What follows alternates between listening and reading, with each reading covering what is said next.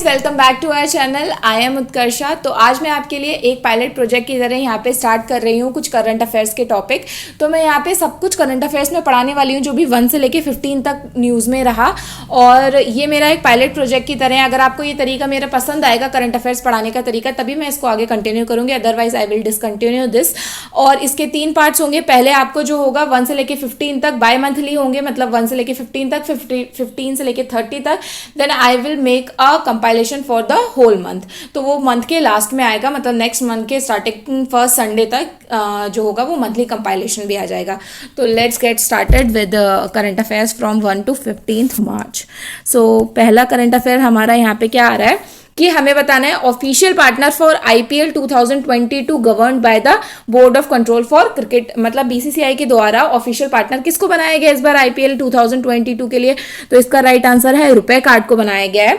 और अब सिर्फ यही पार्ट नहीं आता है, अब आजकल मैंने देखा है कि बहुत सारे एग्जाम्स में स्टैटिक पार्ट भी इसी न्यूज़ से निकाला गया होता है। तो हम आईपीएल से रिलेटेड पहले हम यहाँ पे दो जो पॉइंट है ये बहुत ज़्यादा इंपॉर्टेंट है, एक आईपीएल और एक बीसीसीआई, इन दोनों को आगे स्टैटिक में डिस्कस कर लेते हैं। सबसे पहले आईपीएल के जो करंट विनर है वो कौन है, वो सीएसके, यानी कि जो लास्ट आईपीएल हुआ था उसको किसने जीता है, सीएसके ने जीता था।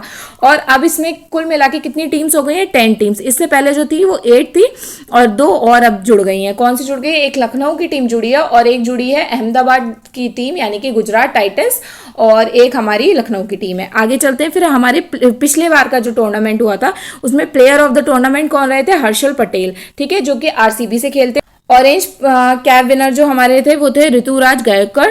ये कौन थे, ये वो इंसान होता है ऑरेंज कैप विनर जिसने ज़्यादा रन मारे होते हैं। तो वो कौन है, वो ऋतुराज गायकवाड़ हैं जो कि सीएसके के प्लेयर थे, ठीक है। और ये भी मतलब आ सकता है कि ये कौन सी टीम से खेलते थे, तो ये सीएसके से खेलते थे। हर्षल पटेल जो थे इन्होंने ज़्यादा विकेट लिए थे और ये आरसीबी से खेलते थे। यही प्लेयर ऑफ द टूर्नामेंट है और यही रहे पर्पल कैप के विनर। तो क्वेश्चन इस तरीके से भी आ सकता है कि पर्पल कैप किसके लिए दी जाती है, ऑरेंज कैप किसको लिए दी जाती है। तो जो पर्पल कैप दी जाती है वो विकेट्स के लिए दी जाती है, ज़्यादा विकेट जिसने लिए होते हैं, और ऑरेंज कैप उनको दी जाती है जिन्होंने ज़्यादा रन बनाए होते हैं। आगे चलते हैं, बीसीसीआई को डिस्कस करते हैं। बीसीसीआई का फॉर्म हुआ था 1928। इसको याद रखिएगा क्योंकि जैसे आईपीएल अभी काफ़ी ज़्यादा न्यूज़ में, तो मे बी ये क्वेश्चन आ सकता है। इसके अलावा इसके प्रेसिडेंट कौन है, सौरव गांगुली। इसके अलावा इसके वाइस प्रेसिडेंट कौन है, राजीव शुक्ला। और यहाँ पे कई लोगों को कन्फ्यूजन हो जाता है कि जय शाह जो है वो प्रेसिडेंट नहीं है, सेक्रेटरी हैं। और मेंस कोच कौन बनाएगा, ये भी अभी इसी बार हुआ था इनका अपॉइंटमेंट, तो ये भी इंपॉर्टेंट है। राहुल द्रविड़ जो है वो मेंस के कोच रहे हैं। आगे चलते हैं, चलिए। तो हमारा जो सेकंड क्वेश्चन है वो ये है कि ओशियान 2022 कॉन्फ्रेंस और एक्सपोजिशन जो है वो कौन से स्टेट में हुआ है। तो ये हुआ है चेन्नई में। अब ये ओशियान्स 2022 कॉन्फ्रेंस है क्या, तो ये जो है ये मरीन लाइफ से रिलेटेड जो होती है बाय एनुअल, यानी कि साल में 2 बार ऐसा इवेंट होगा जिसमें ये researchers, technologies, engineer, student, policy maker, ये सब जो है ये सब मिलके बैठ के और ये बात करेंगे कि कैसे क्लाइमेट चेंज को रोका जा सकता है, कैसे मतलब मरीन लाइफ से जो भी रिलेटेड चीज़ें होंगी कि पानी का टेम्परेचर बहुत ज़्यादा इंक्रीज हो रहा है तो इसकी वजह से कई सारी फिशेस जो हैं वो मर रही हैं। तो इस सब के बारे में जो है ये समिट है। तो सीधे सीधे नाम से ये भी क्वेश्चन आता है क्योंकि कई बार कि ओशियान 2022 किससे रिलेटेड है, तो ये मरीन लाइफ से रिलेटेड है जो कि एक बाई एनुअल यानी कि साल में 2 बार होने वाला इवेंट होगा। और ये किसने कराया, ये कराया आईआईटी मद्रास और एनआईओटी ने। और इसकी थीम भी एक बार बस आइडिया मार लीजिए, क्योंकि देखिए अगर कोई बाय एनुअल इवेंट होता है ना तो उसकी थीम बहुत मुश्किल है आना, लेकिन फिर भी अगर आसपास आपका एग्जाम है तो मे भी आ सकती है, क्योंकि ये पहली बार इंडिया में हुई है इसलिए ये इंपॉर्टेंट है ना। तो इसकी थीम जो है वो क्या है, इंस्पायर, इनोवेट एंड सस्टेन, ठीक है। तो इसको याद रखिएगा, चेन्नई में हुई है, ये इसकी थीम है और ये पहली बार हो रही है इंडिया में। आगे चलते हैं। हमारा थर्ड क्वेश्चन है the sea level trial of indigenously developed flying trainer was successfully completed recently at Pondicherry. तो पौंडीचेरी में एक सक्सेसफुली इंडिजिनियसली यानी कि खुद के द्वारा डिजाइन करा हुआ फ्लाइंग ट्रेनर जो है वो सक्सेसफुली टेस्ट हो गया पौंडीचेरी में। उसका नाम बताना है, तो इसका नाम क्या है, हंसा एनजी। इसमें एनजी क्या है, एनजी मतलब होता है नेक्स्ट जनरेशन। देखिए मैंने यहाँ पे लिखा भी अलग से, एनजी का मतलब होता है नेक्स्ट जनरेशन। और ये एक ट्रेनर, अब कई लोगों के दिमाग में होगा फ्लाइंग ट्रेनर क्या होता है, तो ये एक क्लास ऑफ एयरक्राफ्ट होता है जो कि डिज़ाइन किया जाता है जिससे जो आगे वाले आने वाले पायलट्स या क्रू है उनको ट्रेन किया जा सके। तो इसलिए ये बनाया जाता है। और ये सब मैं इसलिए इसमें कोई ट्रिक या कुछ भी ऐसा यूज़ नहीं करी क्योंकि मुझे लगता है कि अगर आपको किसी चीज़ के बारे में डिटेल पता है तो मुझे लगता है वो याद करने में ईजी रहेगा। आगे जो अपॉइंटमेंट्स है अगर उसमें आपको किसी तरीके की ट्रिक चाहिए होगी तो अगर मेरे दिमाग में कुछ आएगा तो मैं तुरंत आपको बताती जाऊंगी। चलिए आगे चलते हैं। हमारा जो अब अगला क्वेश्चन है वो है Sagar Parikrama initiative for fishersman flagged off from which state. तो ये जो सागर परिक्रमा है वैसे तो ये हर बहुत सारे स्टेट्स में घूमेगी, ठीक है। जितनी भी कोस्टल लाइन्स है, हमारी कितनी कोस्टल लाइन्स है, हमारी 9 मतलब स्टेट जो है वो कोस्ट लाइन से जुड़ती हैं, तो वो सब में ही जाएगी। लेकिन सबसे पहले फ्लैग ऑफ कहाँ से किया गया है, मतलब स्टार्ट कहाँ से किया गया है, तो इसका आंसर है गुजरात। गुजरात से सागर परिक्रमा स्टार्ट करी गई है। फिर अब हमारा क्वेश्चन आता है कि सागर परिक्रमा है क्या। तो सागर परिक्रमा जो है वो एक प्रोग्राम है जो कि नेविगेशन से रिलेटेड है, जिसमें इंडियन आर्मी के सिर्फ फीमेल जो ऑफिसर्स हैं उनको भेजा गया है, इसीलिए यहाँ पे ये इंपॉर्टेंट हो जाता है। वैसे तो ये जहाँ जहाँ पे भी हमारी स्टेट्स कोस्ट लाइन शेयर करते हैं, यानी कि 9 स्टेट, सब में ही जाएगा ये, लेकिन किससे स्टार्ट करा गया, इसे गुजरात से स्टार्ट करा गया। अब क्योंकि गुजरात न्यूज़ में है तो ये भी आ सकता है कि गुजरात की, आपको ये भी पता होना चाहिए गुजरात कैपिटल क्या है, तो वो है गांधीनगर। इसके सीएम कौन है, भूपेंद्र पटेल। इसके गवर्नर कौन है, आचार्य देवव्रत। और ये लार्जेस्ट कोस्ट लाइन भी शेयर करता है, क्योंकि अगर ये पानी से रिलेटेड है या कोस्ट लाइन से रिलेटेड ही प्रोग्राम है तो ये भी पूछा जा सकता है कि सबसे बड़ी कोस्ट लाइन कौन सी है। तो गुजराती को याद रखिएगा, गुजरात से ही स्टार्ट कराएगा, गुजरात की ही कोस्ट लाइन सबसे बड़ी कोस्ट लाइन है। अगला क्वेश्चन आता है कि who is the author of biography the queen of Indian pop the authorise biography of Usha Uthup. तो यहाँ पे है कि उषा उत्थप की जो बायोग्राफी, ऑथराइज बायोग्राफी, मतलब उन्होंने खुद ने ऑथराइज किया है कि हाँ ये जो भी इस बुक में लिखा हुआ है सब सही है। तो ऑथराइज बायोग्राफी जो है उषा उत्थप की, जो कि ये वाली सिंगर है, ये किसने लिखी है, तो ये लिखी है सृष्टि झा ने। अब क्योंकि ये इंपॉर्टेंट फिगर है उषा उत्थप, तो इनकी बुक भी अपने आप में इंपॉर्टेंट हो जाती है। और लिखी किन्होंने, इन्होंने लिखी है सृष्टि झा ने। आगे चलते हैं। अगला है कि सेलेनेक्स 2022 जो एक्सरसाइज हुई है वो किन के बीच में हुई है। तो ये बहुत इजी होता है, कई सारी ऐसे मिलिट्री एक्सरसाइज और नेवल एक्सरसाइज जो है वो अगर आप चाहेंगे तो मैं एक अलग वीडियो में पूरे साल की जितनी भी एक्सरसाइजेस किसी भी कंट्री के साथ हुई हैं वो मैं आप यहाँ पे डिस्कस कर लूँगी। तो यहाँ पे जो अभी है वो है सेलेनेक्स। तो जैसे कि आपको दिख रहा है श्रीलंका और इंडिया के बीच की एक्सरसाइज है, ठीक है। तो जैसे ही सेलेनेक्स दिखे तो यहाँ पे दिख ही रहा है कि श्रीलंका है, तो श्रीलंका और इंडिया के बीच की जो एक्सरसाइज है वो है।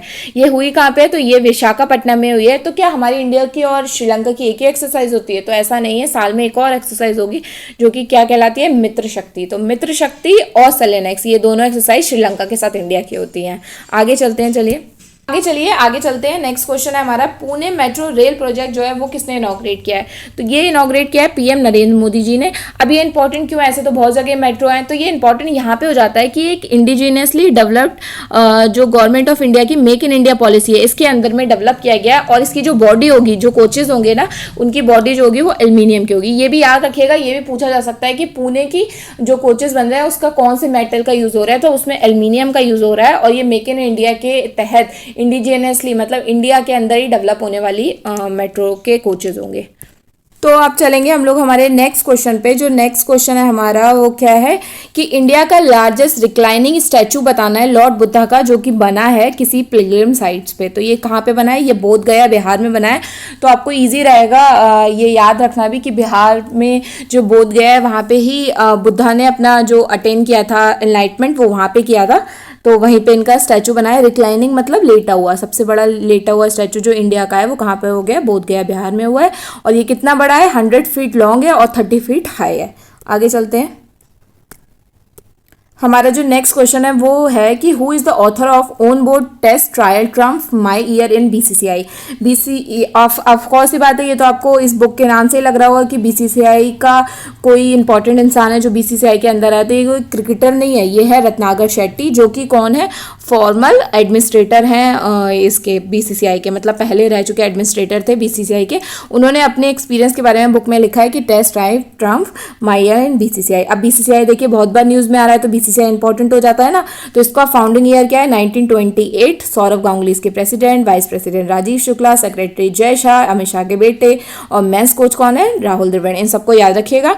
और ये एक ऑटोबायोग्राफिकल अकाउंट है रत्नाकर शेट्टी जी का, यानी कि खुद का लिखा हुआ अकाउंट है रत्नाकर शेट्टी जी का, जो कि अपने एक्सपीरियंस के बारे में शेयर करते हैं एज अ एडमिनिस्ट्रेटर। ठीक है, आगे चलते हैं। अब हमारा नेक्स्ट क्वेश्चन है यहाँ पे, पाले पार्वती और पटना प्रगति जो स्कीम है ये कौन सी स्टेट गवर्नमेंट ने लॉन्च किया है, तो ये करी है तेलंगाना ने। देखिए मैंने आपसे कहा था तेलंगाना बहुत बार आएगा, तो इसको याद रखिएगा। पाले प्रगति और पठान प्रगति, ये दोनों किसकी स्कीम्स हैं, तो ये तेलंगाना की। अब ये स्कीम्स हैं क्या, तो जो पाले प्रगति है ये विलेज से रिलेटेड है, मतलब उसका डेवलपमेंट और क्लीनिंग, ग्रीन और लोकल इशू को सॉल्व करने से रिलेटेड। और जो पठान प्रगति है ये किससे, टाउन से रिलेटेड। तो एक विलेज से रिलेटेड, एक टाउन से रिलेटेड, ये दोनों स्कीम्स है। उसको क्लीन रखने, देखिए यहाँ पे लिखा भी है, टाउन को क्लीन रखने, ग्रीन और रिजॉल्व द लोकल इशूज, ठीक है, इससे रिलेटेड है ये दोनों स्कीम्स। और तेलंगाना का वही है, आप फिर से पढ़ लीजिएगा, इसको लिख लीजिएगा अपने स्टैटिक वाले एरिया में। अब क्या सिर्फ आप यही सब पढ़ाती रहेंगी क्या, कि स्टेट न्यूज़ है, इंटरनेशनल न्यूज़ है, लेकिन आपने कुछ तो वो पढ़ाया नहीं है जो अपॉइंटमेंट्स है।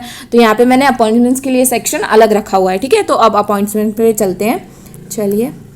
तो यहाँ पे देखिए क्वेश्चन पढ़िए, who is appointed as the chairperson, यानी कि chairman of national financial reporting authority, NFRA. NFRA है क्या, एनएफआरए जो होता है वो एक रेगुलेटिंग बॉडी होती है किसी भी कंपनीज के ऊपर। अगर उनके अकाउंट्स में कुछ गड़बड़ है या कुछ इनरेगुलरिटीज पाई जाती है ना, तो उनको मतलब समन कर सकती है कि आप बताइए आपके में ऐसा ऐसा क्यों है। तो इससे रिलेटेड होती है एनएफआरए। तो इन्होंने किसको बनाया, कि ये बनाया अजय भूषण जी को 3 साल के लिए। 3 साल के लिए इनको यहाँ पे चेयरपर्सन बनाया गया। आगे चलते हैं। अब हमारा नेक्स्ट क्वेश्चन है यहाँ पे, who is appointed as the new chief justice of Rajasthan high court. Rajasthan high court के नए चीफ जस्टिस कौन बनाए गए, तो है ये महेंद्र मोहन श्रीवास्तव। अब वैसे तो मेनली ये मतलब बहुत ही कम चांस है कोई स्टेट न्यूज़ में अगर ये आता है तो, लेकिन अगर कोई आप राजस्थान का एग्जाम दे रहे हैं तो ज़रूर ये आएगा। लेकिन हाँ, इससे रिलेटेड ये ज़रूर आ सकता है कि हाई कोर्ट से रिलेटेड आर्टिकल क्या है, तो ये क्या है, 216 आर्टिकल जो होता है वो रिलेटेड होता है हाई कोर्ट से। आगे चलते हैं। अब हमारा यहाँ पे देखिए नेक्स्ट क्वेश्चन है, who is appointed as the deputy managing director of state bank of India. State bank of India के डिप्टी मैनेजिंग डायरेक्टर किनको बनाया गया एसबीआई के, तो ये नितिन चंग। अब देखिए एसबीआई हो गया, एचडीएफसी हो गया, आरबीआई हो गया, ये सब बहुत इंपॉर्टेंट बैंक्स हैं। तो इनके जो टॉप पोजीशंस होती है ना वो भी इंपॉर्टेंट होती हैं। तो यहाँ पे डिप्टी मैनेजिंग डायरेक्टर की बात हो रही है, तो कौन हो गए, नितिन चंग। अब एसबीआई कब बना था, 1955 में बना, मतलब बना तो पहले था, पहले इसको इंपीरियल बैंक ऑफ इंडिया कहा जाता था, फिर इसको कलकत्ता बैंक, ऐसे करके बहुत सारे इसके प्रेसिडरी बैंक्स थे। इसके बाद इसको 1955 में इसको नेशनलाइज करके अपने अंदर गवर्नमेंट ऑफ इंडिया ने ले लिया। इसका हेडक्वार्टर कहाँ पे है, मुंबई महाराष्ट्र में। उसके चेयरपर्सन कौन है, दिनेश कुमार खरे। ये भी अपॉइंटेड लास्ट ईयर ही हुए हैं। तो ये भी 2000, अगर आप 2022 में कोई भी एग्जाम देंगे तो ये क्वेश्चन आने के भी काफी ज्यादा चांसेस हैं। तो ये भी याद रखिएगा कि चेयरमैन कौन है, दिनेश कुमार खरे, मतलब खरी खरी न्यूज देंगे, इस तरीके से याद रख सकते हैं। स्टेट बैंक ऑफ इंडिया में खरी खरी न्यूज देके बिल्कुल उसको टॉप पे पहुंचा देंगे। और नितिन चंग, तो नितिन चंग जो है वो हमारे डिप्टी मैनेजिंग डायरेक्टर है। आगे चलते हैं, चलिए। कि यहाँ पे देखिए क्या है, विद्या बालन जो है वो ब्रांड एम्बेसडर बनी है। किसकी ब्रांड एम्बेसडर बनी है, भारतीय एक्सा लाइफ इंश्योरेंस की। विद्या बालन कहाँ की हीरोइन है, भारत की है ना, ऐसा करके आप कुछ थोड़ा सिली सा है बट आप इसको यू कैन रिमेंबर इट, कि विद्या बालन जो है वो ब्रांड एम्बेसडर कहाँ के बनी है, भारतीय एक्सा लाइफ इंश्योरेंस की। आगे चलिए, आगे चलते हैं हमारा, कि who is appointed as the new president of South Korea. अब साउथ कोरिया जो है वो बहुत इंपॉर्टेंट कंट्री आती है, तो इसीलिए हमें इनके जो अभी प्रेसिडेंट चेंज हो रहे हैं इनको पढ़ना इंपॉर्टेंट हो जाता है। तो कौन बनेगा, यून शोक योल। अब हो सकता है मेरा प्रोनाउंसिएशन थोड़ा गलत हो, इसको आप माफ कर दीजिएगा। तो आगे चलते हैं कि ये 61 ईयर ओल्ड है, ठीक है, 60। इन्होंने बहुत ही मतलब कम मार्जिन से जीता है इनसे। और साउथ कोरिया की कैपिटल क्या है, साउथ कोरिया की कैपिटल है सियोल। और यहाँ पे क्या चलता है, कोरियन वॉन इसकी करेंसी है। आगे चलते हैं, ये स्टैटिक का पार्ट है, ये आप पूछा जा सकता है। आगे चलिए। अब हमारा नेक्स्ट क्वेश्चन है कि कौन सा क्रिकेट प्लेयर है जिन्होंने अचीव किया है feat of becoming the first women to appear in the 6th world cup. 6 बार वर्ल्ड कप में ये पार्ट ले चुकी है, मतलब 6 अलग अलग वर्ल्ड कप में ये जा चुकी है। तो ऐसी कौन सी पहली वुमेन है, तो ये कौन बनी है, Mitali Raj. Indian women cricketer captain Mitali Raj has become the first women to appear in the 6 world cup. 6 world cup में ये पार्ट ले चुकी है। She is the only in third cricketer overall to play the 6 world cup after Sachin Tendulkar and Javed Miandad. Javed Miandad और सचिन तेंदुलकर के बाद जो है ये वुमेन में फर्स्ट हो गई, क्योंकि इनसे पहले बस खाली 2 ही ऐसे लोग थे जिन्होंने इतने वर्ल्ड कप में पार्ट लिया, जो कि कौन थे, सचिन तेंदुलकर और जावेद मिनाज। ठीक है, इन्होंने कब से पार्ट लेना, 2000, 2005, 2009, 2013, 2017, 2022 में अब की बार पार्ट लेंगे। ठीक है, और इस बार का आईसीसी वर्ल्ड कप हो कहाँ पे रहा है, तो ये न्यूजीलैंड में होगा। वुमेन वर्ल्ड कप कहाँ पे होगा, न्यूजीलैंड में, इसको याद रखिएगा। सारी न्यूज़ेस खत्म होती हैं। तो क्या इतनी सी न्यूज़ है पूरे मंथ की, 15 दिन की। तो एक्चुअली मैंने यहाँ पे बहुत ही ज़्यादा इंपॉर्टेंट जो बिल्कुल मतलब आएंगी ही आएंगी, ऐसा है शॉर्ट वाला है। जो भी वनडे एग्जाम्स हो रहे हैं ना आपके, उसमें आएंगी ये कहीं ना कहीं से घुमा फिरा के, क्या इसका उसका कुछ स्टैटिक पार्ट पूछा जा सकता है या फिर मेन न्यूज़ को पूछा जा सकता है। ये पूछी ही जाने वाली जो न्यूज़ है वो मैंने यहाँ पे लाई है, ठीक है। तो ये करीब 30 न्यूज़ थी। इसके अलावा अभी 15 दिन और बचे हैं, वो भी लगभग 30 होगी। तो आप ये मत सोचिए कि मंथली का मतलब अगर मंथ में एक बार मतलब क्या 50 न्यूज़ 60 न्यूज़ ऐसे टॉप 25 टॉप 75 वाली न्यूज़ होती हैं, आप तो खाली 30 करा रही हैं, ऐसा ज़रूरी नहीं है। हर एग्जाम का अलग अलग पॉइंट ऑफ व्यू होता है, हर एग्जाम में अलग अलग तरीके के क्वेश्चन आते हैं। जो हमारा वनडे एग्जाम होता है उसमें सब कुछ इंपॉर्टेंट नहीं है पढ़ना, उसमें कुछ लिमिटेड पढ़ना है, लेकिन आपको उसका स्टैटिक पोर्शन को भी पढ़ना जरूरी है, जैसे कि मैंने डिस्कस किया था। अगर आपको ये तरीका पसंद आता है तो आप बताइएगा, मैं इसको अगली बार फिर लेके आऊंगी, क्योंकि इसमें मेहनत बहुत लगती है, इसलिए मैं इसको सिर्फ बाय मंथली ला सकती हूँ।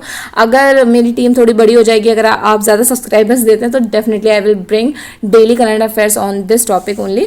और इसके अलावा अगर आपको जैसे इंडेक्सेस या फिर कोई एक्सरसाइजेस या कुछ भी इस तरीके का अलग से पढ़ना है, तो वो मैं अलग से आपको, जैसे पूरे साल की जितनी भी इंडेक्सेस हुई हैं उनमें कितनी कितनी इंडिया की रैंक रही, उसके लिए अलग से ला सकती हूँ, या फिर कौन सी एक्सरसाइजेस हुई हैं पूरे साल में, उनके लिए अलग आ सकती हूँ, है ना। तो उस तरीके के आप जो भी रिक्वेस्ट करेंगे वो मैं बना सकती हूँ। और ये मेरा एक सिर्फ खाली बाय मंथली है, इसके बाद मैं ओवरऑल पूरा मंथ का लाऊंगी। तो आपका लगभग मतलब आप समझ लीजिए कि अगर आप नोट्स बना रहे हैं तो 3-4 पेज के नोट्स जो होते हैं वो काफ़ी होते हैं एक मंथ के लिए। क्योंकि आप समझिए किसी भी एग्जाम में 12 मंथ का आ रहा है, तो यानी कि 12 मंथ इंटू 4, तो आपका काफ़ी सारा करंट अफेयर्स हो गया, इसमें कवर अप हो जाता है ईजिली। तो आप टेंशन मत लीजिए, जब मैं मंथली लेके आऊँ, जब पूरा मंथ के एंड में लेके आऊँगी ना, तब उसमें जो भी इंडेक्सेस हैं वो उनको भी इंक्लूड करूँगी, ठीक है।